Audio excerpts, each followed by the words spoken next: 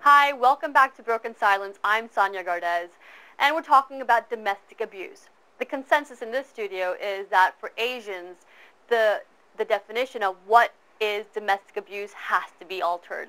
Kelly, it has to be altered because abuse can come in many different forms, and it does not necessarily have to be from your partner. It could be from your in-laws, it could be from the extended family, and it could be from the community at large. Yeah. Now, you mentioned that obviously your children have been affected by what you've been through. For those whose daughter Rani is here, and for those, I'll ask you first. Have you seen the effect that Rani has suffered because of the experience that you've had? Yes. Well, my own policy from the very beginning was to be open and honest with my children, because I thought if I don't tell them, other people will, and other people's versions may be more distorted. So I've always been honest. If my children ask me questions, I'll answer them as honestly as I can. Do they have a relationship with their father? They did have an inconsistent one, because he went and asked the courts for a contact order. Okay. And again, I felt that he simply used the children as a pawn to legitimise his leaving us, really. And then, as I say, the contact was inconsistent. And then he took a second wife, as a lot of Muslim men tend to do these days. While he was still married to you? Yes. But what they do is they don't register that marriage in civil law. So you just have the vows. Right. Therefore, you're not committing bigamy in British law, which is a loophole around it. That is definitely a subject of our future show. Yeah, I hope so. Yeah. And then when he took another partner, then he just abandoned contact with the children. Rani, how has your mother's experience, how has it affected you? It's affected us in many ways, both me and my brother. Do you want to hold the mic? To points where if we have a party or a function and someone turns loud music up, really loud, they suffer from post-traumatic stress. So with loud bangs and balloons, it sort of triggers them off, and it can get them really angry, not towards us, but just generally. So I have to say to my mum that they've never ever, no matter how hard it's ever been, they've never ever put a burden on us to make us feel guilty. They've never made us feel guilty at all. No matter everything they've been through, they've always done their best for us. Right. Even though we've grown up without a father at all, they've always given us the best opportunities that even some people with two-parent families get. They don't even get the opportunities that we get. So I'm ever so proud of them. Well, I would be proud if my, if I had a mother who was strong enough to do what both of you did, because it's not an easy decision to make, leaving a relationship or leaving a family because you're not going to sit and suffer in silence is very commendable, and I'm sure it was a very hard decision on the part of for both of you. Now, for those, are you now back with your with the community? Is everybody okay now, or are you still stigmatized because of what happened to you? A lot of people encouraged me to sell my house and leave and make a fresh start, and I made a conscious decision not to do that, because I thought, well, I haven't done anything wrong. Why should I flee? And I thought, in a way, I'd be undermining myself by sort of insinuating that there's some kind of guilt on my part. So I was determined to stay and educate the community to some extent. And do you think you've done that? Has the community changed its perceptions at all? Yeah, in all fairness, I think they're more respectful of me now. But I still do get kind of remarks that I don't really know how to interpret them, where people will say, you're a really good girl because we've never seen men come to your house in all the years that you've been living here. And I think, well, is that a compliment or an insult? Right. But on the whole, I think they respect me as a single mother. Now, you've said that you were saying earlier, and Kelly, you can tell me if you agree with this as well, that your experience has made you more protective of your daughter, and you're afraid that when she does get married and has her own relationship, that you might become too protective of it. How do you deal with that? I have to be quite conscious, and I have to be quite sensitive. And I have to be sensitive to the fact that just because my husband was abusive to me, I can't then project those insecurities onto my children and make them paranoid. And I have to allow them that space. This is in a sense more my problem than it is theirs. Now, we know that in everything I've read, all the research indicates that if a man hits you once, he will hit you again. Yeah.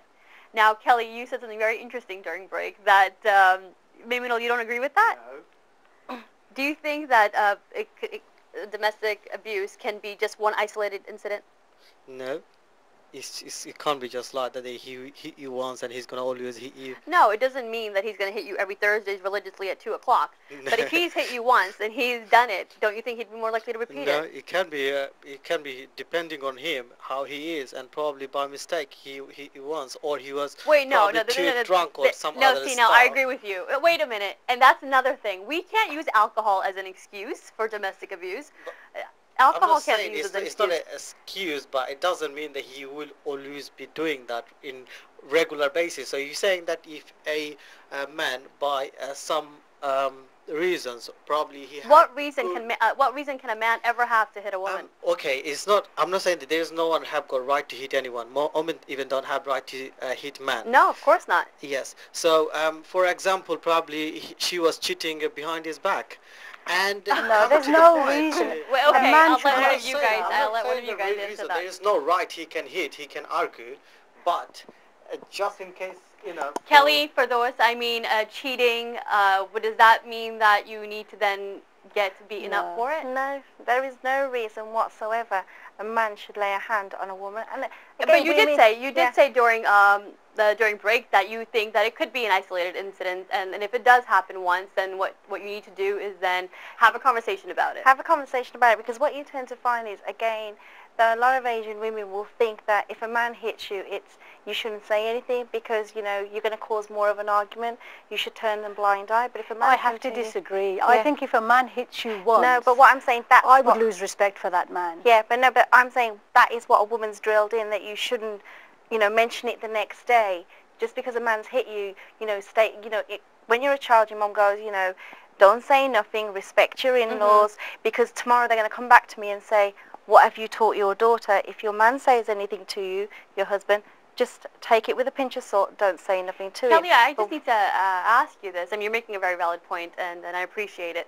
But, you know, the experiences that you've had obviously shaped the person that you are today.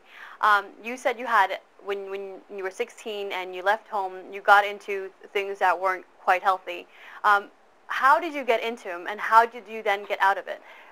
Well, what actually happened was I went and lived with this girl who was a prostitute. Okay. What it was that she had her own flat and everything, but she protected me and looked after me because she realised that I'd never slept with a guy, never had a boyfriend, because it was drilled into my mind that, you know, you're going to have an arranged marriage. No matter what, you will have to marry who we say. So I never looked at boys, never did anything like that. So when you moved in with your friend, you were unaware of what she did. Yeah, because to me it was like somebody knocked on the door and says, do you want some weed? And I says, oh, weed? I says, no. I says, I'd have flowers, because it was like a plant or something. Oh, so right, okay. to me, like simple things like that at that time I knew nothing about.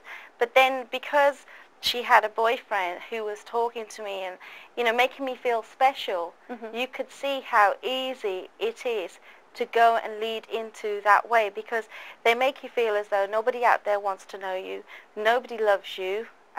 If you do this, then you'll be shown that I care for you and I love you.